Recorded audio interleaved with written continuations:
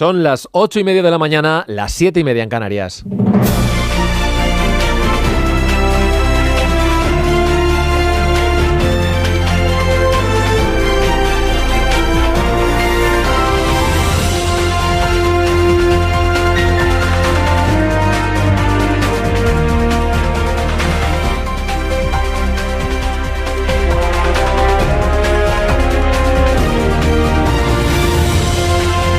Desde las 7 y hasta las 12:20 les vamos a acompañar aquí los de Más de Uno en este viernes, porque es viernes 16 de agosto de 2024. Sepan que este sábado, día 17, es el primer aniversario de la nueva legislatura con Sánchez al frente.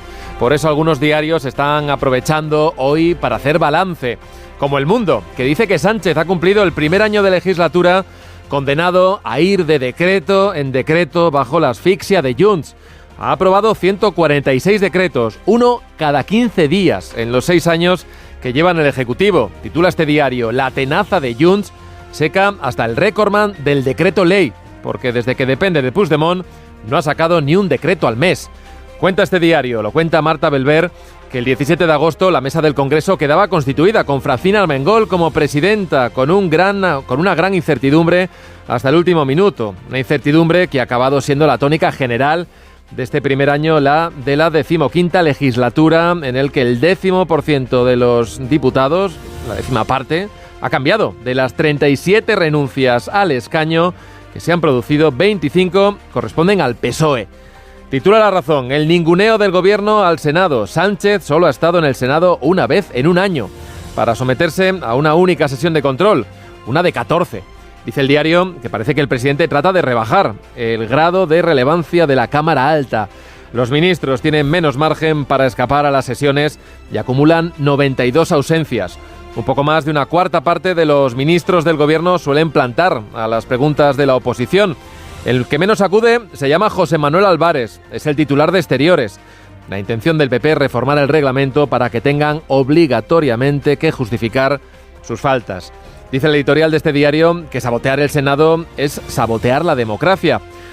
Cuenta hoy El Español que Feijóo ya ha solicitado a los presidentes autonómicos que liberen su agenda el 2 y el 3 de septiembre para iniciar el mes con una gran ofensiva contra el concierto catalán. En El Confidencial cuentan que Bruselas apremia al gobierno a reformar la ley de secretos oficiales o aprobar una nueva para cumplir con el estándar europeo. Una ley preconstitucional de 1968 que aún está vigente. Bruselas ve una parálisis de esta normativa, una deficiencia en la calidad democrática de nuestro país. Mientras tanto, el Ejecutivo apunta a su posible inclusión en el plan de regeneración democrática, ese que se va a presentar después del verano y que no acaba de concretarse. Ahora mismo se está tramitando en el Congreso una propuesta del PNV con el objetivo de iniciar el debate y de presionar al Gobierno. Hoy trae además el ABC que Xavier Vendrell, el exdiputado y consejero de Esquerra, cerebro de Tsunami Democratic, amasa una fortuna en Colombia, ha hecho lucrativos negocios multimillonarios en este país, ha ascendido hasta ser nombrado asesor presidencial de Gustavo Petro y ahora es acusado de haber obtenido la nacionalidad colombiana con un proceso exprés que no cumplía con todos los requisitos establecidos por la ley.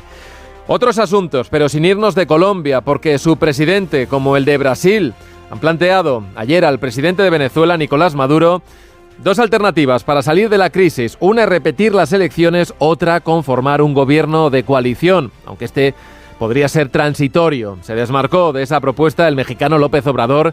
Él se inclina más ya por dejar que se pronuncie el Supremo del país de Venezuela. Para Maduro, esa opción no está sobre la mesa y tanto la líder de la oposición venezolana, María Corina Machado, como Edmundo González Urrutia han rechazado la posibilidad de repetir las elecciones. Se va a una segunda elección y si no le gustan los resultados, que vamos, una tercera, una cuarta, hasta que le gusten los resultados a Maduro. ¿Aceptarían eso ustedes en sus países? Le hago un llamado a Nicolás Maduro. Venezuela merece un futuro de estabilidad, pero para lograrlo es imprescindible respetar la voluntad del pueblo y permitir la transición hacia un gobierno que pueda restaurar la confianza y abrir las puertas al desarrollo económico. Cambio en paz. Hoy en Tertulia, en un ratito hablaremos a partir de las 9 de este asunto con Antonio Ledesma, opositor venezolano y exalcalde de Caracas. La líder venezolana María Corina Machado va a ser propuesta para recibir el Premio Nobel de la Paz por su lucha en defensa de la democracia y los derechos humanos en el país. Hoy al hilo escribe una tribuna en El Español Mu Sochua. Es una política camboyana que también fue nominada al Premio Nobel de la Paz. Dice que vivimos una edad dorada de las autocracias y que adoptar una postura unida contra los autócratas en ascenso como Nicolás Maduro o el camboyano Hun Manet es crucial para el destino de la democracia global.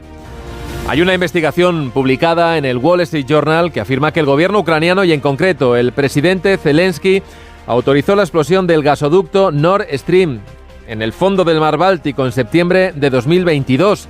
La investigación, que lleva el título Una noche de borrachera en un yate alquilado, apunta a que el atentado se fraguó en una reunión en mayo del 22 de un puñado de altos oficiales militares y de empresarios ucranianos. La CIA intentó detener el sabotaje financiado por estos empresarios, pero ya era demasiado tarde para frenarlo. Hoy lleva además la razón un estudio de la Universidad de Colonia y de Bruselas que ha publicado la revista Science y da más detalles sobre la extinción de los dinosaurios. Según este estudio, en el que han analizado elementos químicos de una capa de la corteza terrestre, no fue un cometa, la teoría más desarrollada hasta ahora, sino un asteroide, lo que impactó contra la Tierra hace unos 65 millones de años, procedente del sistema solar exterior. Vamos, más allá del planeta Júpiter. Si se confirman los resultados de la investigación, mediante un estudio independiente, podríamos afirmar que lo que puso fin a la era de los dinosaurios fue un asteroide carbonáceo de unos 11 kilómetros de diámetro que provenía de más allá de Júpiter y que chocó más o menos en lo que ahora es la península de Yucatán. Sigue sorprendiendo cómo el ser humano es capaz de seguir descubriendo detalles de lo que ocurrió hace millones y millones de años. Miguel Ondarreta, Más de Uno, Donde Alsina. 8:37, 7:37 en Canarias, y aquí voy a saludar ya a mis compañeros de mesa de este viernes en Más de Uno. Carmen Morodo, buenos días. Muy buenos días. Tony Bolaño, por ahí andas, buenos días. Muy buenos días desde Ourense. Desde Ourense, anda, has cambiado, has doblado el mapa, muy bien, muy bien. Bueno, aquí hay una temperatura maravillosa, nada que ver con lo de Madrid y Barcelona, o sea que aprovecho para daros envidia. Pero aquí se está, 16 grados ahora, o sea, haceros una idea. Bueno, abrígate, así que te constipas. Javier Caraballo, ¿qué tal? Buenos días. Muy buenos días. Bueno, tenemos cositas que comentar este viernes, ¿eh? No os voy a preguntar por esto de los dinosaurios, porque igual se cae algún mito para vosotros, pero sí me gustaría sondearos por el aniversario que se cumple mañana. Bueno, un añito llevamos de legislatura. El verano pasado tuvo bastante trajín, ¿no? Con esto de la composición del Congreso, con ver quién iba a ser la presidenta o el presidente de la Cámara Baja. Finalmente las negociaciones llevaron a Francina Armengol al ponerse al frente, y ahí empezaba una legislatura de la que hoy hablan varios diarios, lo hemos comentado ahora, en la que digamos que la iniciativa del gobierno en esto de aprobar leyes, aunque ya lo ha matizado el presidente Sánchez, dice que ahora ya no es tan importante, sino que hay que profundizar más en lo que se aprobó en el mandato anterior. Bueno, pues nos deja poquitas leyes, 5, una de ellas muy importante porque ha condicionado toda la investidura, que fue la ley de amnistía, y decretos leyes unos cuantos, pero con Junts ahí, apretando, que tampoco le deja demasiado. Voy contigo, Tony. La legislatura parece que han pasado 5 años y llevamos uno solo. Bueno, sí, la verdad es que sí, pero dicen que el poder desgasta, pero estar en la oposición más, y así están los números del señor Feijóo, que no está precisamente para tirar cohetes. A ver, la gran incógnita será qué es lo que sucederá con Junts a partir de ahora. Bueno, una incógnita que en teoría empezaremos a vislumbrar en 2 meses, cuando los señores de Junts hagan su congreso y veamos si tenemos más escapismo o tenemos algo de participación. Están las dos almas de Junts ahí jugando, pero no nos engañemos. Puede haber un alma crítica contra Puigdemont, pero el que manda es Puigdemont. Con lo cual la legislatura seguirá siendo compleja. Otra cosa es si veremos si la actitud de los independentistas catalanes de derechas hace caer al gobierno. Ahí estaríamos en otro escenario. Veremos, porque no sé si a Junts le interesa en estos momentos también que caiga el gobierno. Con lo cual yo lo que auguro es más inestabilidad, más incertidumbre a partir de ahora. Y déjame que haga un apunte, Miguel. Claro. Mañana también se cumplen 7 años del atentado terrorista de las Ramblas. De las Ramblas, sí, se cumplen justo 7 años. Parece que mentira. Y luego lo que ocurrió en Cambrils el día siguiente. Exacto. Carmen. Sí. Bueno, yo creo que todo se ha ido cumpliendo conforme a lo previsible, a lo que preveíamos que iba a suceder el día de la investidura del presidente del gobierno. Aquello era un pacto de investidura, no era un pacto de legislatura. Por más que se nos dijo que eso era así, el presidente ha demostrado que es capaz, por hacer balance, que es capaz de pactar con quien sea y lo que sea para seguir adelante. No habrá presupuestos generales del Estado, yo si tuviese que apuntar iría por ese camino. Creo que el gobierno está preparando ya más el terreno para plantear que no pasa nada por seguir con unos presupuestos y venderlo en el plan positivo de que eran unos presupuestos expansivos ya prorrogados. No creo que a partir de septiembre la situación vaya a mejorar en cuanto a este estancamiento legislativo, porque veremos qué ocurre en ese Congreso de Junts, pero yo creo que en ese Congreso lo que se va a hacer es reafirmarse en el por más que haya debate o discusión y todas estas informaciones, en el lado soberanista, en el liderazgo de Puigdemont, y que tendrá un puesto orgánico dentro del partido. Prevén, por la previsión, es que en 3 o 4 meses la amnistía esté ejecutada. Veremos si eso es así. Y una mayor presión de Junts, por tanto, en el Parlamento y también en el Congreso de los Diputados. Al final, también como balance, yo destacaría la capacidad que tiene el presidente del Gobierno, porque ya hemos interiorizado que no haya presupuestos, que no vaya a haber más iniciativas legislativas, que tengas que seguir con decretos leyes que tampoco tiene mucho sentido, los tienes que reducir al máximo porque luego los tienes que validar en el Congreso y no tienes los votos. No es un motivo que vaya a hacer caer al Gobierno, que se olviden los que piensen eso. Yo creo que el presidente Sánchez ha demostrado que a él eso en estos momentos le da bastante igual. Estamos con que los presupuestos pueden ser un punto de inflexión, hemos pasado a muchos otros puntos de inflexión. Ya llega un momento en que, viendo hasta qué punto es capaz de pactar lo que haga falta con quien sea, y la capacidad que tiene también de aprovechar la debilidad cada vez mayor, además porque es que es como que los va jibarizando a todos sus socios de gobierno, o hay una moción de censura o tenemos presidente Sánchez hasta que se acabe la legislatura. Uy, no sé, me hablas de moción de censura, no sé, Caraballo, tú si contemplas ese escenario. No, a ver, hay algo de lo que se ha cumplido una semana, exactamente una semana y un día, que yo creo que es lo que va a marcar lo que quede de legislatura. Lo que ocurrió el jueves pasado en España, aunque parece que ya se ha olvidado, hoy, por ejemplo, no está en las portadas de casi ningún medio de comunicación, tampoco en los boletines informativos de la radio, que fue la entrada en España de Puigdemont, que llevaba 7 años fugado desde la justicia española, la entrada, el meeting y la salida. Y de esto que ya no se habla, a mí me parece que va a determinar lo que quede de legislatura, sea poco o mucho. Y digo la entrada y salida porque a mí lo que me parece es que ese día lo que no se produjo en España fue una fuga. Yo creo que ahí, si lo menos nos enteramos algún día, pero que hubo conversaciones en las que se pactó la forma que entraba Puigdemont, el mitin que tenía que dar, que no se acercara al Parlamento de Cataluña y que después se le blindaba, entre comillas, la salida para que volviera a Puigdemont. Esto es de una gravedad extrema, si se produjo así, y a mí, por cuando repaso todo lo que ha ocurrido, la sensación que me da es que fue lo que ocurrió. Y que hubo conversaciones. ¿Por qué? Porque hay una intervención de Puigdemont cuando sale que dice: yo quería ir al Parlamento de Cataluña, pero el Ministerio de Interior me lo negó. Es decir, si se lo negó es porque lo propuso, y si lo propuso es porque le ofrecieron después otra alternativa. En fin, todo esto que parece que ya no tiene interés ninguno, de forma absolutamente insólita. No ha merecido la comparecencia ni el del ministro del Interior, ni la ministra de Defensa, por supuesto ni el presidente Sánchez, le da la posibilidad a Puigdemont de convocar, como están haciendo, un congreso extraordinario en septiembre, también a Esquerra, y el Partido Socialista lo que hará será volcar ahora toda su estrategia en la financiación autonómica, y esto se habrá olvidado. Cuando comience el curso político, con este episodio de Puigdemont olvidado y todo lo demás, con Puigdemont ya pensando en rearmar o refundar su partido, pues le puede dar perfectamente aire a la legislatura para por lo menos un año más. Hablando de... Sí, Tony. Voy a... Caravaggio no lo puede hacer, yo sí. No estoy de acuerdo con él, pero recomiendo el artículo magnífico que haces hoy en El Confidencial, Matacán. No pensaba que te iba a encontrar en la tertulia, pero realmente es interesante.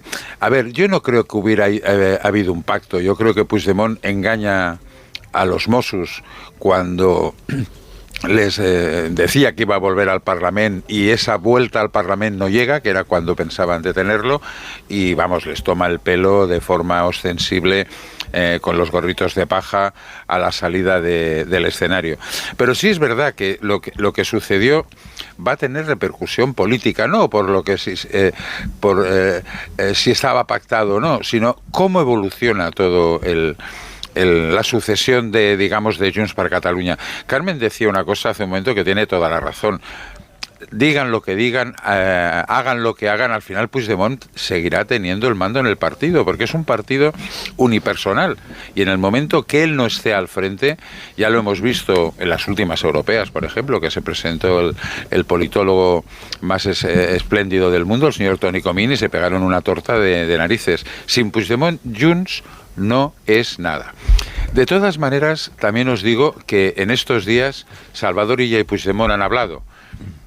Por teléfono, evidentemente. ¿Ah, sí? No sabemos cómo son no sabemos cuál es el contenido de esas conversaciones, pero es un paso, yo creo que importante para normalizar la situación en Cataluña, pero también para ver qué va a hacer Junts a partir de ahora en España, porque el único poder que tiene Puigdemont, de verdad, es el poder de sus 7 diputados en Madrid, porque el poder institucional en Cataluña se reduce a la Diputación de Girona, que tiene pactada con la CUP, y el Ayuntamiento de mi pueblo, y de Sant Cugat del Vallès, y de Vic. El resto es un desierto.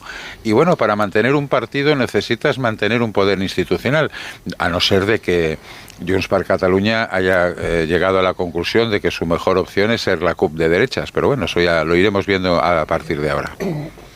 Te iba a preguntar antes, Carmen, ahora que estamos haciendo balance de este primer año de legislatura, y publicáis en La Razón el escaso éxito que ha tenido, digamos, para el gobierno la actividad en el Senado, ¿no? Ya en su día, en una entrevista que le hizo aquí Alsina al ministro Bolaños, ya dio su particular visión de lo que era para él y para unos cuantos ministros más la Cámara Alta, como diciendo, bueno, lo importante se centra en el Congreso, ¿no? Y la Cámara Alta, pues bueno, está bien, y los números y las cifras hablan por sí solos, ¿no? Porque el presidente, creo que eran 14, ¿no?, en sesiones de control que ha habido, ha estado solamente en una.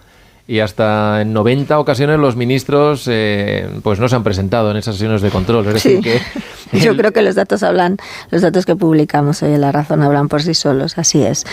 Y son datos que salen del registro, quiero decir que aquí no hay nada sometido a la opinión, es simplemente echar un vistazo al registro, igual que se hace en el Congreso de los Diputados en el registro del Senado. Bueno, la mayoría absoluta del Partido Popular es el motivo que hace que el presidente del Gobierno tenga cero ganas de rendir cuentas ante una Cámara. ¿Cuántas veces hemos escuchado aquello de que hay que revitalizar la Cámara Territorial, y más en un momento como este donde pues tanta importancia tienen las cuestiones territoriales? Lo que pasa es que se afrontan más de manera bilateral, especialmente lo que tiene que ver con Cataluña, que en el sitio donde debería hablarse, con esa conferencia de presidentes autonómicos. Yo lo que lamento es que al final las cámaras, las Cortes Generales, al igual que otras tantas instituciones, en esta etapa en donde todo está absolutamente instrumentalizado al servicio de los partidos y sometido a esa politización, bueno, pues hayan perdido el sentido también original que tendrían que tener. La una y en cierta forma también la otra. Lo que nos encontramos en el día a día, dado que además aquí hay poca gestión, poca actividad legislativa, es pues una plataforma más para el meeting, para que lo utilices al servicio del partido. Vemos las sesiones de control en el Congreso de los Diputados y lo que nos aportan serían prácticamente igual que lo que sacaríamos de esas sesiones de control en el Senado. Y sí, es mucho ruido. Sí, desde luego que sí. Y la repetición de argumentarios, ¿no? Porque las preguntas son las que son y las respuestas son las que llevan escritas en las tarjetas prácticamente. En esto el problema principal lo tiene el Partido Popular, porque, la legislatura es muy complicada para Pedro Sánchez, complicadísima, tanto que no ganó las elecciones. El Partido Popular no solamente es la fuerza mayoritaria en el Congreso de los Diputados, que tiene el control por mayoría absoluta en el Senado, sino que tiene la inmensa mayoría de las comunidades autónomas y ayuntamientos de capitales de provincia. Y sin embargo, no consigue que esa fuerza institucional que tiene pueda poner en algún apuro efectivo al gobierno de Pedro Sánchez. Esto no está ocurriendo y sucede en muchas ocasiones porque falta una unidad, una estrategia conjunta del Partido Popular. Feijóo lo intenta de forma permanente, pero es muy complicado de ver. Cuando se comience el curso político con esta polémica centrada de la financiación autonómica, lo vamos a ver todavía más, porque es que es muy complicado que todos los gobiernos autonómicos, aunque sean de un mismo partido, esto no ocurre ni con el PSOE ni con el PP, estén de acuerdo en un mismo modelo. Cada uno tiene unas exigencias que a lo mejor dañan las del vecino, y esto es lo que sucede. Y este es el problema principal del PP, presentarse como una fuerza homogénea usando todo su poder institucional para acorralar al gobierno de Pedro Sánchez. Ni siquiera con el Senado, a pesar de lo que estabais diciendo, se ha conseguido todo esto. Y ahora, bueno, pues con la fuga de Puigdemont, pues la no fuga de Puigdemont, lo volvemos a ver. Ha sido, no consigue forzar que nadie del gobierno se siente a dar explicaciones. Yo entiendo que es muy complicado, estamos a mitad de agosto, pero es que esto es lo que está ocurriendo. Yo creo que además el Partido Por cierto, Popular, Toni, me parece muy interesante, esto que decías de que Puigdemont está dialogando con Salvador Illa. Esto reafirma la tesis que pongo en el Confidencial y bueno, ¿sabes algo más de lo que han estado hablando? No, sé que Salvador Illa llamó a Carles Puigdemont, estuvieron hablando. Creo, ahora no te sabría decir, pero creo que fue el sábado o el domingo, o sea, fue ya una vez con Illa de presidente, pero insisto, no creo que estuviera pactado. O sea, la crisis que se ha generado en los Mossos de Escuadra, el descrédito del cuerpo policial es tan importante que eso es difícil que lo hubiera pactado Esquerra Republicana ni nadie. De hecho, fíjate que ante la posibilidad de que Puigdemont hiciera un regate y volviera al Parlamento por la tarde, hasta la Policía Nacional y la Guardia Civil montaron un dispositivo paralelo después de que los Mossos habían denegado su ayuda para digamos, la situación. En los Mossos ha habido un cambio importante. Ha vuelto el mayor Trapero a dirigir a la Dirección General de Policía, o sea, la persona que es el que dirige la policía catalana, con lo cual yo creo que aquí van a pasar todavía muchas cosas, y yo no acabo de ver lo que tú dices en tu artículo, aunque reconozco que es una gran pieza, pero no es posible que haya un acuerdo, porque no le interesaba a nadie esta situación. Todo el mundo pensaba, pues viene, hace la suya, no les beneficia. Les beneficia a todos, pero vamos a ver. Que no. A Esquerra Republicana los ha hundido más todavía en la miseria, porque la gestión que han hecho de todo este proceso ha sido nefasta. Al Partido Socialista tampoco le beneficia. Illa iba a salir presidente, a lo mejor con más zancadillas, más problemas, etcétera, etcétera, pero iba a salir presidente, no había otra alternativa. Al Partido Popular tampoco esto le deja en ninguna situación. No, claro, pero claro. Esquerra se beneficia porque no tiene la imagen de haber detenido a Puigdemont, a un independentista. Claro, y es lo que tendría que haber hecho pero, estando ella. Eso le beneficia. Con las relaciones independentistas. Le beneficia porque Salvador Illa, en esa extrañísima investidura, que tuvo un discurso de poco más de media hora, se agradece, a veces se agradece también, no hace falta irnos a discursos la idea de Puigdemont, el diseño inicial de Puigdemont, que lo expresó el 27 de julio, era: yo voy al Parlamento, me presento allí y cuando me detengan se suspende el pleno, porque no se puede convocar un pleno de investidura con una persona, un diputado detenido. Ese era su objetivo. El diseño inicial. Y esto pero es lo que se pacta que no, al final, lo que según mi interpretación se pacta que no haga. O sea, que a ella también le beneficia. Le beneficia al Partido Socialista porque Puigdemont no forma este follón de estar otra vez detenido a expensas del Tribunal Supremo, lo aleja de España, se burla de la justicia, aleja el debate de la ley de amnistía y empieza un tiempo político nuevo. Y le beneficia, por supuesto, Javier, que le beneficia a la política catalana que de nueva etapa que quiere iniciar Salvador. Coged aire un segundito, que tenemos programa hasta las 10. Os voy a pedir un segundito, que tengo aquí a Begoña, y además me viene con los gorila y luego vamos a seguir, que nos queda tiempo. Hola, Begoña. Tenéis tiempo de sobra. Hola, muy buenas. Que empieza la vuelta al cole. Con buen pie, además, con Gorila, marca española de calzado infantil desde 1942. Zapatos colegiales que aportan máxima comodidad y resistencia, cuidando del buen desarrollo y bienestar de los pies en crecimiento. Los colegiales Gorila están fabricados con pieles naturales y materiales de máxima calidad, con plantillas extraíbles, punteras reforzadas, cierre de velcro y forros transpirables. A la venta en gorila.com y en las mejores zapaterías. 8:56, 7:56, no os vayáis muy lejos, que enseguida vamos a seguir hablando de Cataluña, vamos a hablar de Venezuela y vamos a hablar de más cosas en este día que está ahí en mitad de un puente, pero en el que la actualidad sigue todavía muy presente. No se vayan, que enseguida estamos de vuelta, aquí Más de Uno. Miguel Ondarreta, Más de Uno, donde Alsina.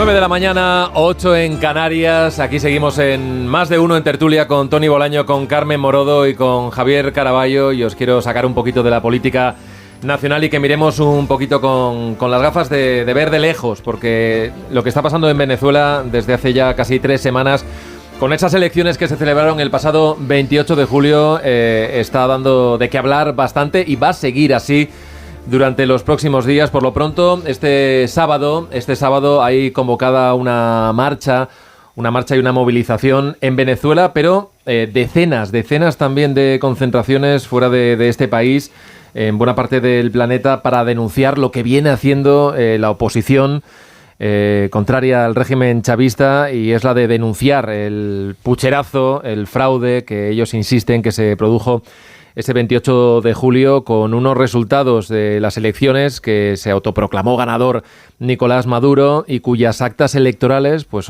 como os digo, prácticamente 3 semanas después, pues no hay rastro de ellas y no se acaban de publicar. Con organismos internacionales, pocos los que tuvieron acceso a Venezuela, como el caso del Centro Carter o como también ese panel de Naciones Unidas, que estuvieron unos días haciendo el trabajo de campo durante la votación, que después se fueron de Venezuela y que cuando tuvieron que presentar sus conclusiones, pues eran bastante coincidentes a la hora de denunciar que no se habrían cumplido con los cánones de democracia, ni de transparencia, ni de integridad que deben pues guiar un proceso electoral. Ahora el debate lo estamos viendo también con distintos gobiernos vecinos de Venezuela.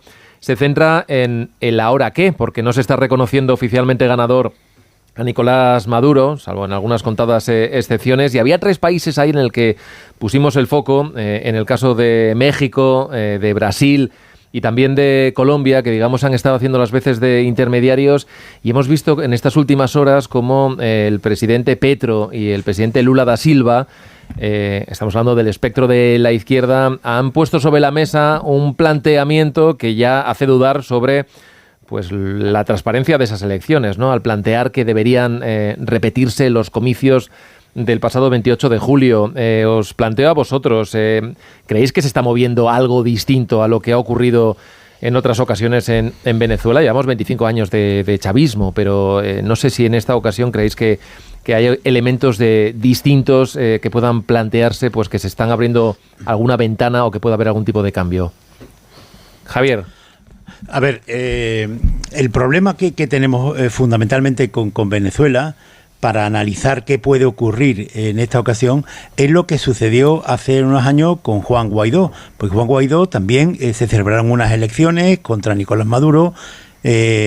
Había una gran sospecha de que quien había ganado las elecciones no era Maduro, sino que era Juan Guaidó. Así lo interpretó la comunidad internacional y hasta 50 países reconocieron oficialmente a Juan Guaidó como presidente de Venezuela. Entre esos países estaba Estados Unidos y la Unión Europea. Pero ¿qué ocurrió? Que Nicolás Maduro siguió adelante como si tal cosa, fue pasando el tiempo, y quien se fue de Venezuela fue Guaidó, y poco a poco los países fueron retirando el apoyo que le habían dado a Guaidó, reconociendo otra vez a Maduro, aunque con la reserva y las críticas que se hacen, y hasta estas elecciones que ha vuelto a ganar la oposición, y estamos en lo mismo, no lo reconoce el régimen de Maduro. Ahora, a cualquier opositor venezolano que se le pregunte, a quien critica duramente es a Juan Guaidó, porque considera que los abandonó, y están seguros de que María Corina Machado no va a hacer lo mismo, que va a seguir dando la cara en Venezuela.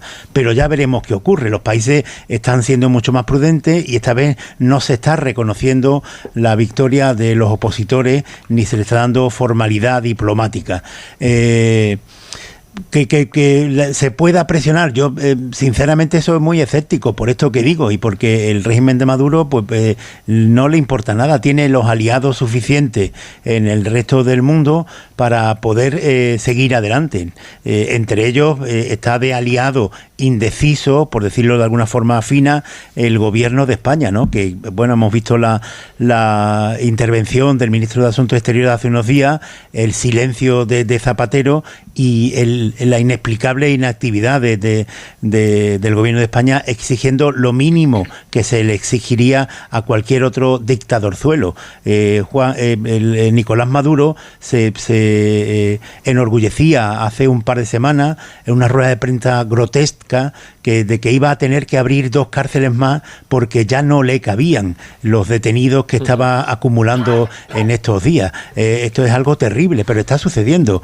Hay un éxodo de venezolanos como nunca ha ocurrido en la historia. Hay más de 8 millones de venezolanos que se han ido del país. Hace unos días la agencia EFE sacó un informe que era tremendo. A mí me impactó porque decía que la población venezolana crece en 240, estos son datos de este año, 240 personas de media llegan cada día, venezolanos, llegan cada día a España.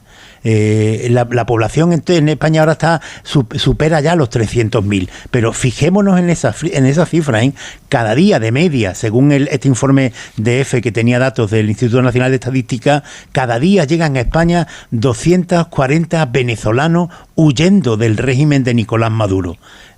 Hace un par de días estuve en un restaurante que está regentado por venezolanos que vienen de Venezuela, huyendo del régimen de Chávez por palizas en manifestaciones, y me contaban que la tragedia es esa, que incluso las familias se han roto y que están desolados. Hay muchísimas personas en España a las que no le podemos dar la espalda como está haciendo el gobierno de Pedro Sánchez. Carmen. Bueno, yo creo que las actas y además el sistema que ha utilizado la oposición en este caso no deja lugar a dudas en cuanto a cuál ha sido ese resultado electoral. Esas actas además que el régimen de Maduro no ha presentado. Yo creo que eso es indiscutible. Creo que el régimen cree o considera que el tiempo juega a su favor, y es posible que juegue a su favor. Estoy de acuerdo con lo que estabas comentando ahora nos centramos mucho en esa presión de la comunidad internacional, de la presión de Estados Unidos, de Europa, bien, pero es que hay otra comunidad internacional alternativa. Tienes el poder de China, tienes además una comunidad alternativa que no está en declive, sino que está justamente o en una situación de casi de empate o en una situación de cada vez más poder. China ha entrado con fuerza en todo lo que tiene que ver con los intercambios financieros, el control del crédito. Ese apoyo lo tiene el régimen.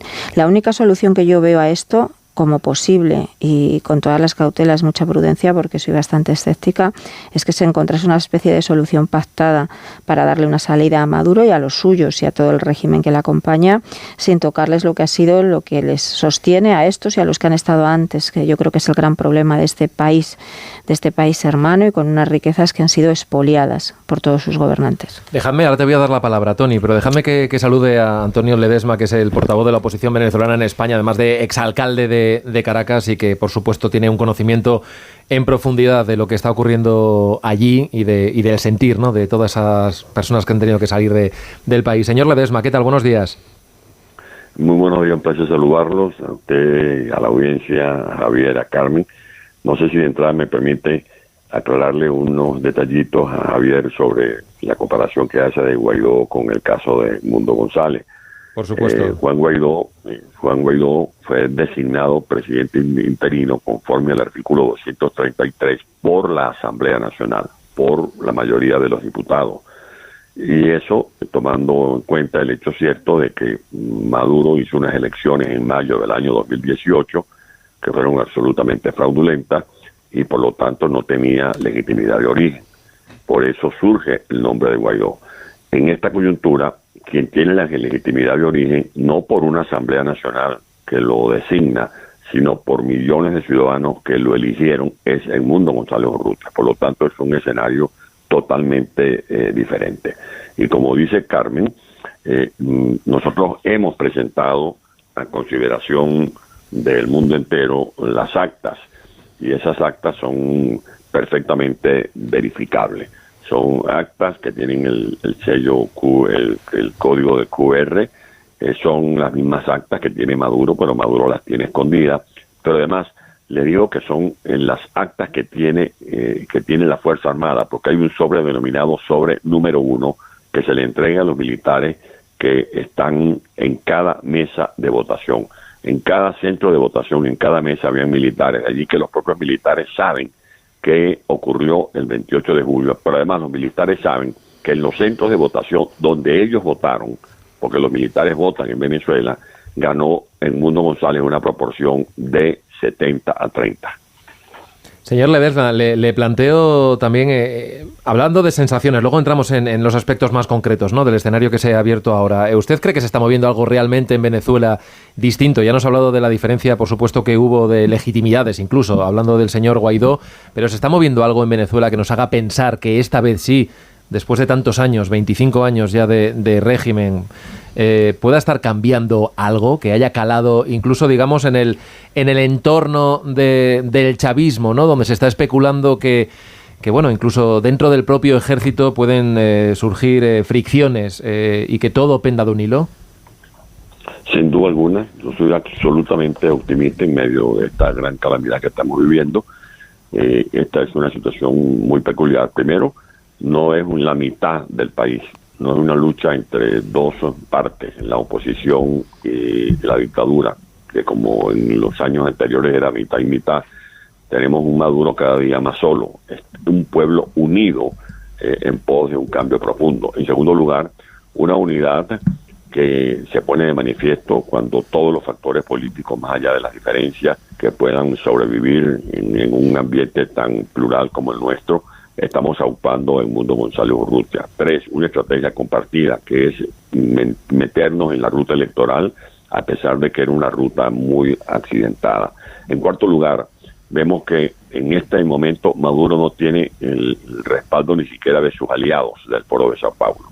Esta declaración del presidente Petro de Colombia, del presidente Lula de Brasil, hablando de una segunda vuelta electoral, implica que le están diciendo no validamos tu proclamación. O sea que ese acto espurio de Maduro entre gallo y medianoche, celebrado el 28 de julio, donde dice que ganó con el 80% de las actas, pero una hora después el propio vocero que lo juramenta o que lo proclama como presidente electo confiesa o dice que no tienen las actas porque hubo un hackeo, un complot manipulado por María Corina Machado de Macedonia, pone en evidencia que Maduro está más solo que la una, como se dice coloquialmente.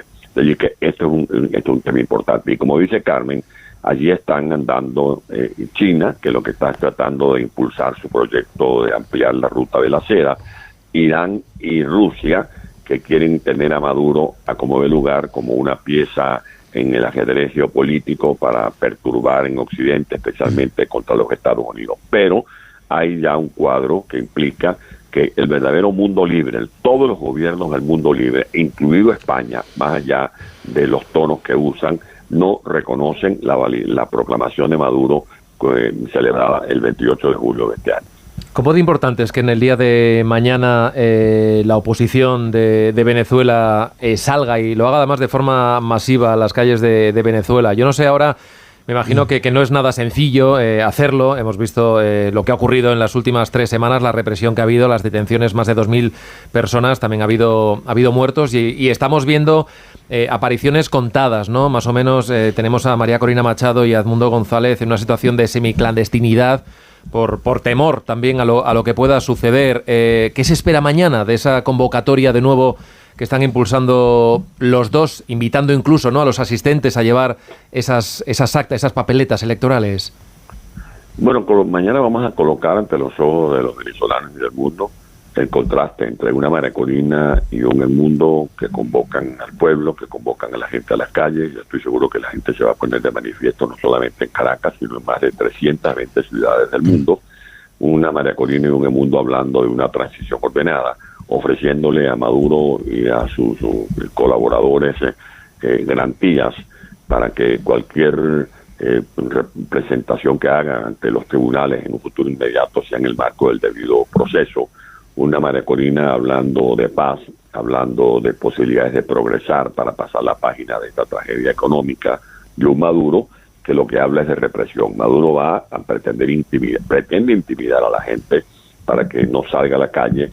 Yo quiero decirles que de hecho en Venezuela, y es una denuncia que hago pues ante la comunidad internacional, de hecho en Venezuela Maduro ha suspendido las garantías constitucionales. A Maduro lo que le queda es el garrote, lo que le queda es sus élites represivas, esos grupos de choque que saca a la calle para tratar de contener la manifestación de la gente. Un pueblo que no avala sus mentiras, un pueblo que condena sus desmanes, y Maduro cree que esa pequeña porción que le queda va a poder revertir lo que ya el pueblo dijo el pasado 28 de julio. Por eso nosotros no caemos en esa celada de nuevas elecciones. Nuevas elecciones cuando alguien nos saque en la primera vuelta el porcentaje para ser declarado ganador. Edmundo González sacó más del 70%. Hay quienes hablan de que eso lo dejemos en manos de la solución, o la solución la dejemos en manos del Tribunal Supremo de Justicia. En Venezuela no hay separación de poderes. Ese Tribunal Supremo de Justicia es un aparato al servicio de Maduro, y para que ustedes lo comprendan, que la magistrada que preside ese tribunal es una activista declarada como militante del Partido Socialista Unido de Venezuela, que ha hecho campaña por las redes, ya están las grabaciones, a favor de Maduro. Allí que mal puede esta señora garantizar alguna imparcialidad. ¿Cuál sería el escenario deseable? ¿Qué pasos se deberían dar ahora para cambiar la situación? En enero, en principio, es cuando debería producirse el cambio de mandato, ¿no? Creo que es hasta el día 10. ¿Cuál sería, digamos, la hoja de ruta? Entiendo que tendrán su plan y que no podrán tampoco explicarlo en detalle, pero en algún momento la negociación sería posible con el régimen, o es totalmente ya algo descartado.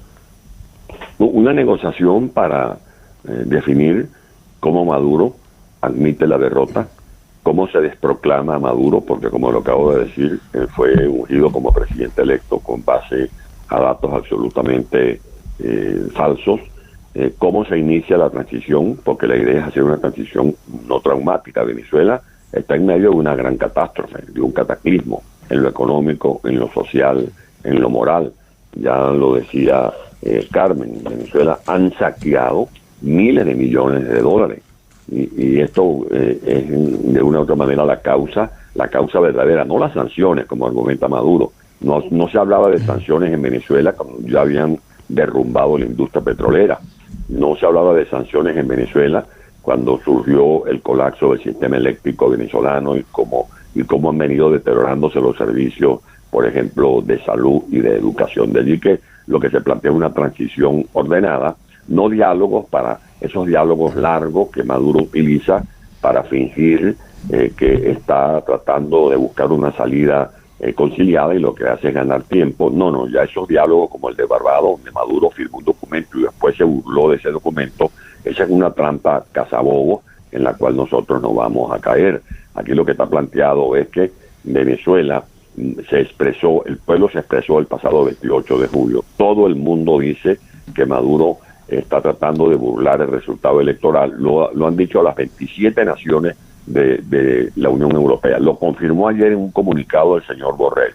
Lo ha dicho la Comisión Interamericana de Derechos Humanos, como Maduro está está cometiendo una masacre dentro de Venezuela. Se han expresado y están por reunirse hoy los integrantes de la OEA para también expresarse, como lo hicieron el grupo de expertos del panel electoral de la ONU, que confirma que Maduro ha venido desarrollando un conjunto de irregularidades en el proceso electoral, pero lo que vale destacar con ustedes y a través de ustedes a quienes me escuchan, que a pesar de todos esos efectos perniciosos de trampa, de irregularidades, como lo ha dicho el panel de expertos de la ONU y el panel de expertos del Centro Carter, les ganamos. Le dimos una ventaja a Maduro, porque Maduro nos robó, por ejemplo, el derecho a votar a 4.500.000 venezolanos, porque como lo decía Javier, ya somos más de 8 millones en la diáspora. A nosotros nos impidieron votar. Le impidió votar a más de 1 millón de venezolanos dentro del territorio, jóvenes que no se pudieron inscribir en el registro electoral y mujeres y hombres que no pudieron actualizar su estatus dentro del país.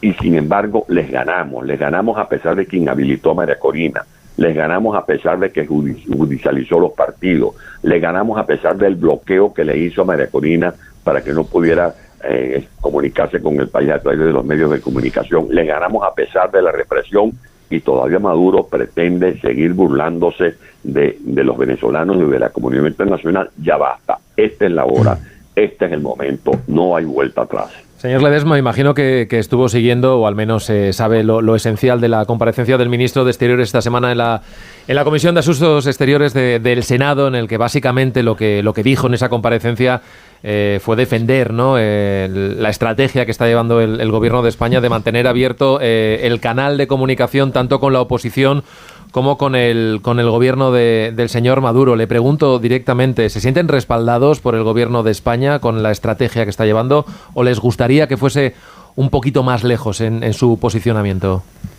Sí, yo seguí completamente la comparecencia, estoy al tanto de las conversaciones que el canciller ha sostenido tanto con Edmundo González como con María Corina, pero yo creo que el Gobierno de España tiene que mojarse más. Y lo que debería hacer el Gobierno de España es liderar en Europa el reconocimiento del triunfo abiertamente, ya no hablar más de las actas, porque Maduro no va a presentar las actas, ya han pasado más de 20 días, y lo que dice la ley en Venezuela, el artículo 146, es que dentro de las primeras 48 horas el Consejo Nacional Electoral debe dar a conocer las actas. No lo han hecho y no lo hacen porque las actas que tienen, repito, dicen que Edmundo González lo dobló en votos.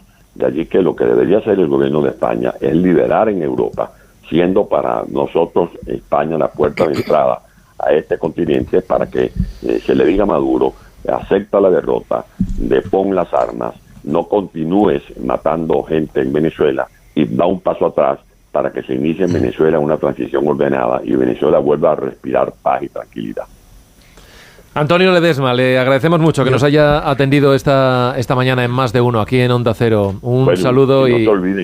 No se olviden este sábado a las 8 en Puerta del Sol, los esperamos. Ahí vamos a estar todos los venezolanos acompañados de la gente solidaria de España y de otras nacionalidades, respaldando la democracia, porque es un acto en respaldo a la democracia y la libertad que queremos recuperar para nuestro país. A ver, le estoy escuchando, perdón, no le despido todavía. Javier, no sé si queréis preguntarle algo, porque estoy escuchando ahí casi con la mano arriba. Eso es, sí. Un minuto más le pido, señor Ledesma. Señor Ledesma, una curiosidad. La indefinición, la ambigüedad del gobierno español puede deberse a lo que a la impresión que tenga el expresidente español Rodríguez Zapatero, que ha sido un aliado de Maduro durante todo este tiempo. ¿Usted piensa que puede existir la posibilidad de que hasta Zapatero se haya dado cuenta del fraude insostenible y esté negociando una salida para Nicolás Maduro? Todo es posible. Fíjese usted que el expresidente Samper de Colombia, el expresidente Fernández de Dominicana, el expresidente Alberto Fernández de Argentina, que ahora tiene un juicio muy horrible, ellos tres dijeron que Maduro tenía que presentar las actas y que dieron a entender que esa proclamación de Maduro fue irregular. Lo mismo don Pepe Mujica, el ícono de la izquierda en América Latina, el presidente de Uruguay. Lo mismo otro líder de la izquierda, como Gabriel Boric de Chile, que ha tenido una posición muy firme, muy transparente, muy honesta. Lo que le correspondería al presidente Zapatero es romper ese silencio que aturde, porque es un silencio que perturba, porque se trata de un expresidente que tuvo la oportunidad de ingresar a Venezuela, a diferencia de otros 4 expresidentes a los que bajaron de un avión en Panamá, porque Maduro chantajeó al gobierno de Panamá y a la línea aérea, secuestrando 2 aviones en Venezuela, de esa misma línea aérea panameña, para que no le permitieran volar hacia Caracas a estos expresidentes. Zapatero entró, Zapatero vio lo que estaba pasando, él sabe que Edmundo González ganó, debería decir una palabra, y seguir el ejemplo incluso de su propio compañero Pedro Sánchez, que por lo menos ha dicho, al igual que el canciller Álvarez, han dicho que no reconocen ese acto de proclamación de Maduro y están pidiéndole a Maduro que presente las actas certificadas que él tiene escondidas. Pues señor Ledesma, ahora sí le agradecemos mucho que nos haya atendido esta mañana. Un fuerte abrazo. Siempre la orden, un abrazo. Bueno, os planteo ya, ahora hemos escuchado los argumentos conocidos y sobre todo el elemento de la sensación de que algo puede estar cambiando. Tony, no te he escuchado sobre este tema y en cuanto a la política que está llevando... no me has dejado. Por eso, bueno, qué rencor, aunque sea que estemos a viernes, un poquito así de... Estamos hablando de diplomacia. A ver, la posición del gobierno español, que es donde nos hemos detenido, y el señor Ledesma además decía como que debería mojarse más, debería de hecho estar al frente, ¿no? Más allá es importante consensuar la política exterior de la Unión Europea, pero no nos engañemos. España tiene un papel y lo ha tenido siempre, y unas relaciones y unos vínculos que no tienen el resto de países de la Unión Europea. Estamos pecando de timoratos, hay elementos que no conocemos, o por ahí también por lo que nos estaba diciendo antes Caraballo, incluso esa posibilidad de que Zapatero pueda estar haciendo algo que ahora mismo se nos escapa. Seguramente se están haciendo cosas, pero voy a estar de acuerdo con el señor Ledesma, porque tú puedes tener, como decía el ministro Álvarez, canales abiertos de comunicación con la oposición y con el gobierno venezolano, pero si queremos desbloquear la situación hay que tomar posición, y por eso yo creo que el gobierno español tiene que tomar nota de una cosa: Colombia, México, Brasil, pero también el presidente Boric de Chile, al inicio, el día después de las elecciones, pusieron en cuestión los resultados. Yo me quedaría más tranquilo si el gobierno de España tomara posición en esta línea, o como mínimo que tomara posición el Partido Socialista Obrero Español. Puedo entender que si estás haciendo movimientos como gobierno, pues tienes que mantener una prudencia, pero los partidos también pueden expresarse. Porque mañana vamos a llegar a una situación compleja. La oposición se va a manifestar, pero los partidarios del chavismo también. ¿Qué va a pasar? Vamos a ver lo que hemos visto en estos días, otra confrontación, muertos en las calles. ¿Qué resultado nos espera después de lo de mañana? Porque a la fuerza bruta, no nos engañemos, la oposición no va a ganar, porque los militares siguen estando al lado del chavismo, son el chavismo. Con lo cual a mí me gustaría que el gobierno de España hiciera algún tipo de declaración que abriera un poco más las carnes en esta situación, porque no es de recibo. ¿Por qué no enseñan las actas? Pues porque no pueden enseñar las actas. El otro día una persona venezolana que le conozco bien de Barcelona, lleva unos cuantos años en España y ha votado en Venezuela. Él no, alguien ha votado por él. Bueno, a ver, tú puedes ser de izquierdas, de derechas o medio pensionista, pero yo creo que ser demócrata es más importante.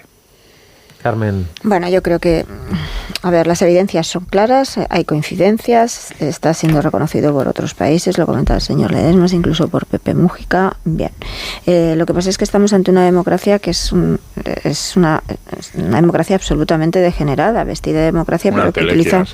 Claro, no es una democracia que vestida supuestamente de aparentes elecciones y de una serie de mecanismos. Todo está en manos de ese régimen de Maduro, y además sujetado en una especie de núcleo de poder civil, militar, político y judicial. Tiene todos esos controles. Yo no veo vía de escapatoria por mucha presión que haya en las calles, porque al final la represión se impondría, porque tiene también sus apoyos internacionales, salvo que haya alguna especie, vuelvo a lo de antes, alguna especie de negociación en la que se presione, donde medie también Estados Unidos y se le busque una salida a Maduro, que a él no se haga justicia, sino que a Maduro pues le permita salir con lo que tiene por delante. Se ha publicado esa información, lógicamente todos esos planes no se quieren dar ninguna publicidad, ¿no? Es lo obvio que se desmientan, pero algo hay y nos estamos enterando muy poquito, ¿no? De lo que se está cociendo, Tony. Pero no vale, o sea, yo ayer me quedé muy sorprendido con la propuesta de Petro y Lula, ¿no? De anunciar públicamente una repetición electoral. ¿En serio? No, eso no. ¿En serio? O sea, eso para mí no es una solución. O sea, los ciudadanos se han votado. Se pueden comprobar las actas. Busquemos la solución. Antes, Carmen, apuntabas, a lo mejor hay que dar una salida al régimen. Una salida personal, fíjate lo que te digo. Sí, personal. Yo estoy hablando personal. Pues busquemos eso, pero repetir las elecciones me parece... Es que lo decía la propia Corina Machado, que vamos a votar 1, 2, 3, hasta que le guste al régimen las elecciones. Están reconociendo que... hacer este planteamiento sin haberlo hablado con las partes está condenado al fracaso. Con lo cual yo creo que la solución es otra. Ya. Si alguien admite que quiere, que acepta repetir las elecciones, está diciendo de forma subliminal que considera que ha perdido y por eso quiere que se repitan. Quien gana las elecciones, desde luego no va a querer repetirlas, en este caso la oposición. La clave, como ha dicho Ledesma, y además me están insistiendo algunos amigos, son... con la diferencia con todo lo anterior, son las actas electorales, pero claro, es el reconocimiento de esas actas electorales. María Corina Machado ha presentado 24.532 actas electorales, en las que sí se ve que son las actas de cada colegio cuando termina la votación, que la oposición se hizo con una de esas copias, y según esas actas, Edmundo González obtuvo el 67% de los votos frente al 30% de Maduro. O sea, una victoria apabullante en todos los estados de Venezuela. Ganó la oposición.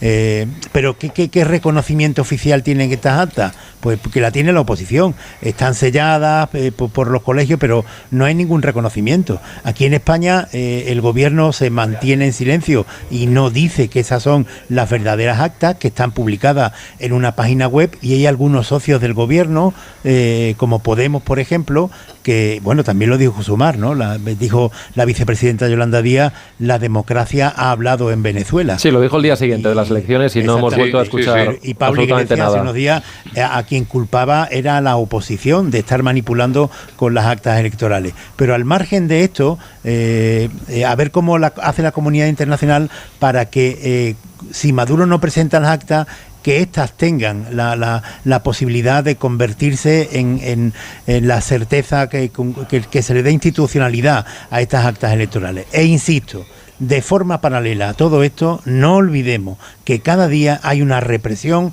brutal en Venezuela contra todo el que protesta.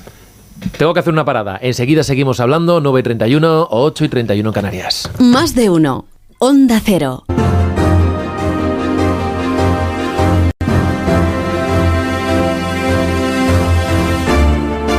Estamos a 20 minutos de las 10 de la mañana, de las 9 en Canarias. Aquí seguimos en Más de Uno en tertulia con Tony Bolaño, con Carmen Morodo y con Javier Caraballo. Y me vais a permitir que salude en este punto a Raúl Ortiz de Lejarazu, que es, además de profesor de microbiología, es virólogo, y con él queremos hablar de estas informaciones que están apareciendo al hilo también del anuncio que hizo la Organización Mundial de la Salud este mismo miércoles de decretar la emergencia sanitaria de interés general por los casos que vamos conociendo de viruela del mono. Profesor, buenos días. Hola, buenos días. Bueno, hemos conocido también en estas últimas horas un primer caso de viruela del mono, de esta nueva variante en Suecia. Es el primero que se produce en Europa. Y esto, bueno, pues siempre genera, bueno, pues un titular. Para algunos puede ser una señal de alarma. ¿Cómo de preocupante es que se haya dado un primer caso ya en Europa? Entiendo que esto era bastante previsible también. Sí, vamos a ver, sinceramente, decir que yo no me había enterado de que la OMS había cesado la emergencia de interés internacional, la emergencia de salud pública declarada en el 2022. Nosotros publicamos un trabajo en Emerging Infectious Disease el 2023 y yo no me había enterado, se lo dije a tu colaboradora, y tampoco me había enterado de que antes de ayer había declarado esta emergencia porque estaba de viaje rumbo a Londres, donde estoy en casa de uno de mis hijos. Entonces estaba completamente fuera, pero no me extraña, esto se veía venir desde hacía mucho tiempo. África es un continente olvidado, causó, por mis conversaciones en algún congreso internacional, estupefacción, como el mundo civilizado, rico, se llevaba las manos a la cabeza por el brote que tuvimos en España y en todo el mundo, con más de 15.000 casos o 20.000 casos, 90.000 hasta el año 22, sí. Transmitido por diversos mecanismos que incluían una transmisión sexual y entre personas que tienen sexo con hombres, y el gran debate que se organizó y estigmatizado y tal. Mientras tanto, las autoridades africanas decían que allí se llevaban produciendo casos de monkeypox de mucho tiempo, y ahora lo que hay es un gran brote en la República Democrática del Congo, que ha habido siempre casos, pero ha habido un aumento. Y bueno, como los países ricos viajan a los países pobres a ver cazar, a ver, digamos, a disfrutar, pues se infectan. Y esto es muy importante, porque nosotros creíamos antes que aquellas personas mayores de 50 o de 60 años que se habían vacunado, presumiblemente de la vacuna de la viruela, estaban protegidas. Pues en ese trabajo que hicimos y que publicamos en Emerging Infectious Disease nos hemos dado cuenta que no, que es a partir de los 60 y de los 70 años realmente cuando están vacunadas, porque como la viruela en los últimos años, antes de que se declarara extinta, pues prácticamente los casos se reducían al tercer mundo, el mundo rico dejó de vacunarse. Así que ahora podemos ver casos en mayores de 50 o incluso en mayores de 60, como pasó en el anterior brote, que son personas que suelen viajar, que cuando se jubilan pues hacen este tipo de viajes. Y eso ayuda a que la enfermedad tiene un periodo de incubación relativamente largo. Aunque hay casos que pueden tener síntomas a los 3 o 4 días, lo normal es que los síntomas aparezcan entre 1 a 2 semanas e incluso 4 semanas después. El hecho llamativo que usted lo comentaba, que ni supiese que se había decretado esta emergencia sanitaria de interés internacional, esto tiene una doble lectura, ¿no? Hay quien puede decir, bueno, esto es una señal de alarma, pero esto también significa que es un toque de atención también, porque pueden activarse una serie de protocolos y entra dentro, digamos, del sentido común, viendo la proliferación de casos, ¿no?, que se están dando primero en África y la extensión que puede haber también a Europa. Por supuesto. Vamos a ver, como tú bien dices, lo que se llama ESPI en inglés, Fake Public Health Emergency of International Concern, o sea, una emergencia pública sanitaria de preocupación internacional, porque en el español se traduce por interés internacional, no, es International Concern.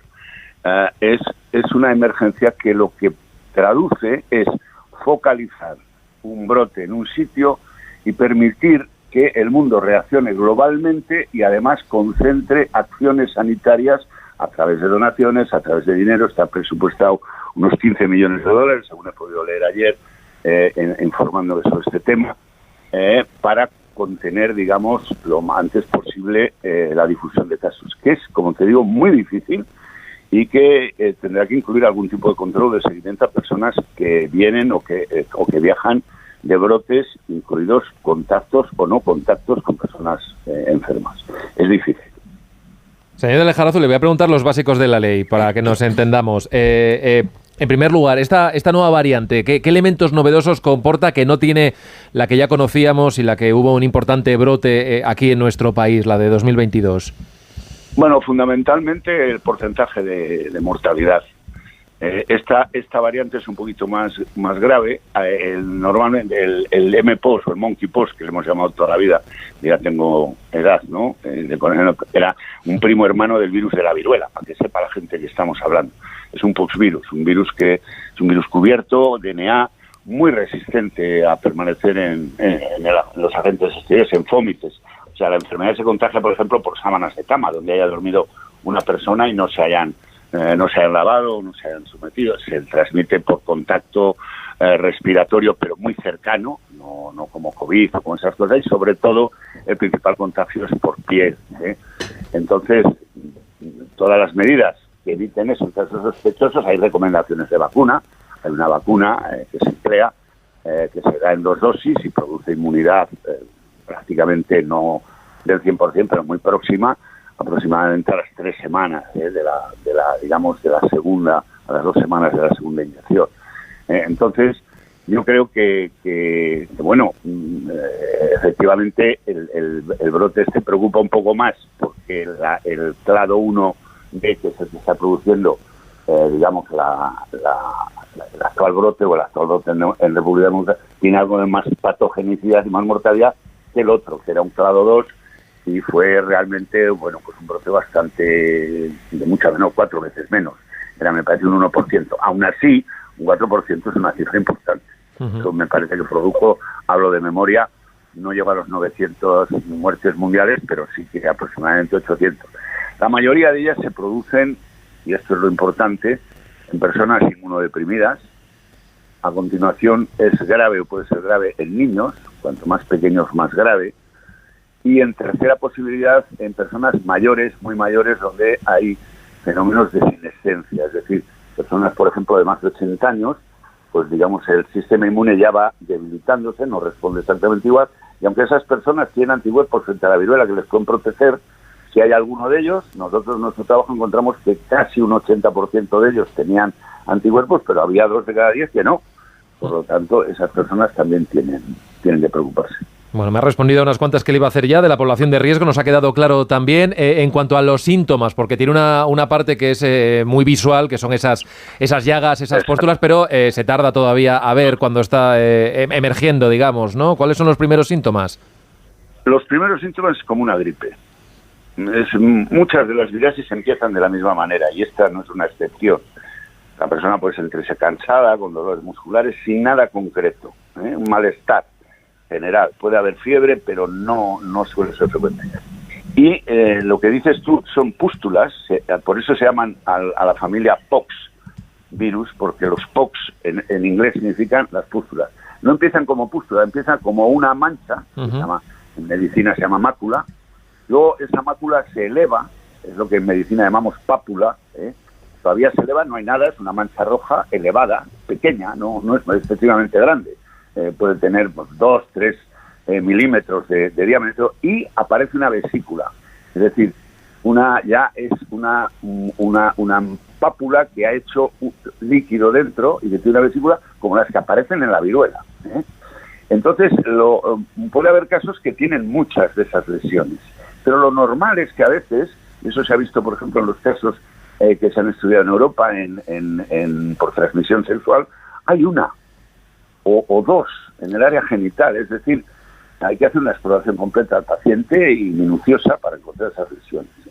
Esas lesiones son dolorosas y ahí exigen un tratamiento antidoloroso, además de los tratamientos sintomáticos que pueda dar.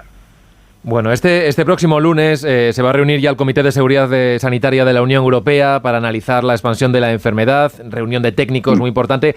Aquí en España, al día siguiente, Sanidad ha convocado a las comunidades autónomas, y de esto que le voy a contar usted ya tiene experiencia, porque hablamos muchas veces durante la pandemia sobre qué medidas deberían tomar las comunidades autónomas. Hay una de ellas, y esto tampoco le va a sorprender, y no quiero que se meta en el politiqueo, pero sí que le voy a poner un sonido de la presidenta de la Comunidad de Madrid, que ya, digamos, ha dicho por dónde deberían ir las medidas también para hablar de este caso de este virus. Esto decía Isabel Díaz Ayuso ayer. Prevenir y no volver a encontrarnos como en situaciones pasadas, prevenir en aquellos lugares de origen y en aquellos lugares de tránsito. Y en esto me refiero al aeropuerto y aquellas zonas de paso, especialmente de los países africanos, que es donde se está multiplicando este virus. Si el Gobierno otra vez se queda de brazos cruzados, no sabemos si en el futuro esto puede volver a estallar. Profesor, no le voy a meter en el politiqueo, porque de esto ya hablamos mucho durante la pandemia de la COVID-19, pero en cuanto a medidas concretas, ¿qué se puede hacer? ¿Los controles en los aeropuertos son algunas de las que se tienen que tomar? Se deben de tomar, pero yo siempre he dicho en mi cuenta de Twitter, y lo dije entonces, que los virus respetan mal las fronteras. Es decir, no saben ni que tú y yo estamos manteniendo esta conversación intelectual, ni tienen ni puta idea de que existe la Organización Mundial de la Salud, ni esas cosas. Entonces, hombre, puedes hacer algo, y efectivamente lo tienes que hacer a nivel de fronteras internacionales. Pero luego lo que es fundamental es el seguimiento de esas personas, porque lo que te decía, el periodo de incubación puede ser largo, y encontrarse con que esa persona pasa todos los controles de un aeropuerto, y efectivamente cuando llega a su casa, pues al cabo de una semana, yo creo que hay que informar mucho a la sanidad privada, a la sanidad pública, a la atención primaria. Creo que además, y me imagino que cada comunidad tendrá que disponer de medios de diagnóstico, porque si no, bueno, pasará como otras veces, hay que enviarlo todo a Majadahonda, y Majadahonda de repente, el Centro Nacional, se encuentra bloqueada. Al principio va muy bien, cuando le llegan 7 muestras, 10 muestras diarias, pero cuando llegan 200, porque de repente a lo mejor a alguien se le ocurre que todo lo que ve puede ser monkeypox, o que todo lo que viene de África es monkeypox, o un emigrante africano que lleva el pobre 7 meses sin salir de España, pues puede tener monkeypox, y eso es imposible. En fin, no me metas en políticos, pero me estás metiendo el dedo en la boca, y en fin, acuérdate cuando COVID, pues lo que sucedió en Valladolid, que sacaron prácticamente la horda de clientes de un club a una pobre oriental, porque era oriental. O cuando pasó lo del ébola y se cayó una persona de color en el aeropuerto y la gente ni se acercaba. En fin, no empecemos con eso. Profesor, alguna lección llevaremos ya aprendida, ¿no?, con esto de la pandemia, que ya han pasado unos años. Que no aprendemos. Que el hombre es el único animal que tropieza 3 o 5 veces con la misma piedra. Eso lo tenemos fijo. Raúl Ortiz de Lejarazu, le agradecemos que nos haya atendido, y sobre todo esta masterclass acelerada de lo que estamos, y sobre todo dimensionarlo, ¿no?, para no caer en falsas creencias ni en informaciones erróneas. Un saludo y gracias por atendernos esta mañana. Gracias a vosotros. Buen día. Un saludo. Carmen, te he visto casi tomar notas de lo que nos decía el profesor. Bueno, de esto es verdad que puede ser alarmante, ¿no? Y cuando se activan los protocolos, y lo ha vuelto a hacer otra vez la Organización Mundial de la Salud, lo hizo hace 2 años, lo desactivó en el 2023, estamos en 2024 y volvemos otra vez a activar esta emergencia sanitaria de interés internacional, que lo que tiene es de toque de atención, ¿no?, a los países, y de que los técnicos se pongan a trabajar en la prevención, sobre todo. Sí, he tomado notas porque me parece muy interesante, lo ha contado muy bien, lo ha explicado muy bien. Estábamos con el titular, con la información que a veces trasladamos los medios de comunicación, tampoco podemos saber de todo, y es mejor que de esto quien tiene que hablar son los especialistas, son los médicos y los que se lo saben. Porque al final generamos confusión, y también los políticos que hablen lo menos posible. A mí es que me ha encantado todo lo que ha dicho y cómo lo ha explicado y cómo lo ha dicho, desde el principio hasta el final. Y yo que te estaba preguntando antes, porque teníamos una conversación aquí fuera de micrófono y yo venía como muy alarmada, ¿qué es esto? ¿Dónde vamos? ¿Cerrar las fronteras otra vez? Bueno, pues salgo ya con las cosas mucho más claras, supongo que los oyentes también, de qué es lo que tenemos encima de la mesa y de, bueno... Yo lo digo, pues la semana que viene, Caraballo, Bolaño, nos encontramos con polémicas ya viejas, ¿no?, de la pandemia, las comunidades otra vez a garrotazos sobre si se están tomando medidas o no para frenar esto, que afortunadamente no tiene nada que ver con la pandemia de COVID-19 que sufrimos a escala global. ¿Tienes alguna duda de que se van a liar a garrotazos? Yo soy un poco ingenuo en esto. La señora Ayuso tiene que aprender eso de que a lo mejor callada está más guapa. Porque, a ver, esta vez la Organización Mundial de la Salud no ha cometido el error que se cometió en la COVID, que es tarde, mal y nunca. Lo ha hecho con tiempo y forma, y bueno, y ahora es cuestión de que las autoridades sanitarias europeas, las autoridades sanitarias españolas se pongan, digamos, manos a la obra y veamos cuál es la repercusión.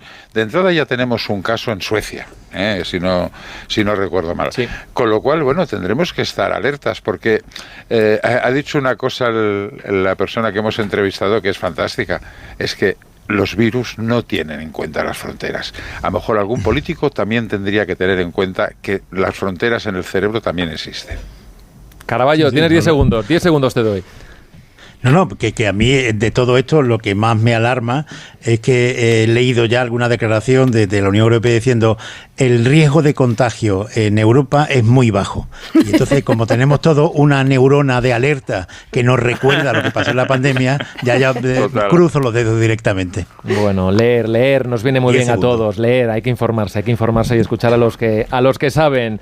Vamos a ir despidiéndonos ya y vamos a ir poniendo unos gorila en nuestras vidas, planificando ya para cuando volvamos al cole. Para empezar con buen pie, si te parece, con Gorila, marca española de calzado infantil desde 1942. Zapatos colegiales que aportan máxima comodidad y resistencia, cuidando del buen desarrollo y bienestar también de los pies en crecimiento. Los colegiales Gorila están fabricados con pieles naturales, materiales de máxima calidad, con plantillas extraíbles, punteras reforzadas, cierre velcro y forros transpirables. A la venta en gorila.com y en las mejores zapaterías.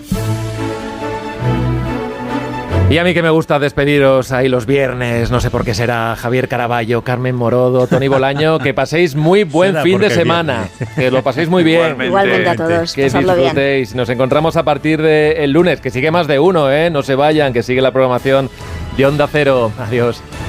Hasta luego.